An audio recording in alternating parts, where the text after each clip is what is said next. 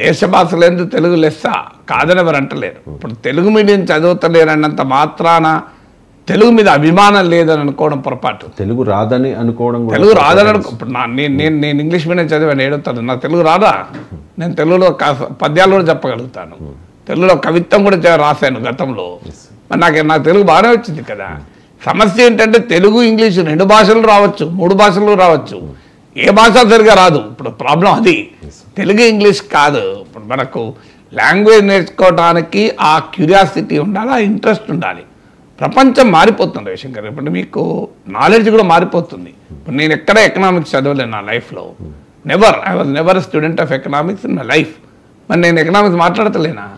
I was never student of political science. ఫార్మల్గా PhD journalism మీద మా డిపార్ట్మెంట్ లేకపోతే పొలిటికల్ డిపార్ట్మెంట్లో పిహెచ్డి చేశాను. But it based on journalism only.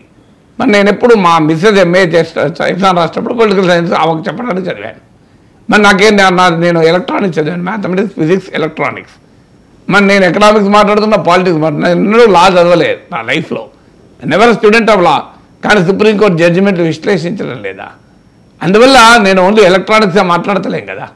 అందువల్ల ఈ నాలెడ్జ్ అనేది నీకు ఆ అక్విజిషన్, విజ్ఞానాన్ని నేర్చుకోవాలి, భాష నేర్చుకోవాలని కోరిక ఉంటే డెఫినెట్గా నేర్చుకోవచ్చు. Charles Philip Brown, CP Brown అనే ఆంగ్ల అధికారి తెలుగు నేర్చుకోవడమే కాదు, తెలుగు నిఘంటువే రాశాడు కదా.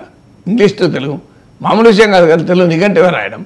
అందువల్ల సమస్యల భాషను బోధించే పద్ధతి, భాషను నేర్పే పద్ధతి, భాష పట్ల ప్రేమ కలిగించే పద్ధతి పోతుంది. ఇంగ్లీష్ మీడియం స్కూల్లో అయినా తెలుగు గనక బాగా బోధించితే నీకు ఇంగ్లీష్ మీడియం చదివినా తెలుగు అద్భుతంగా వస్తుంది.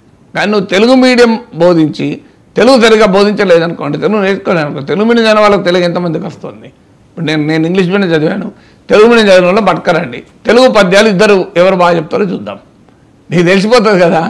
సో అందువల్ల ఎందుకు ఈ మాట చెప్తున్నా అంటే తెలుగు మీద ప్రేమ, నీకు ఆ తెలుగు భాష మీద ప్రేమ ఉండాలి. ఇంగ్లీషు నువ్వు అవునన్నా కాదన్నా it is a language which has a mobility, ఎకనామిక్గా, సోషల్గా కాదని అనలేం కదా.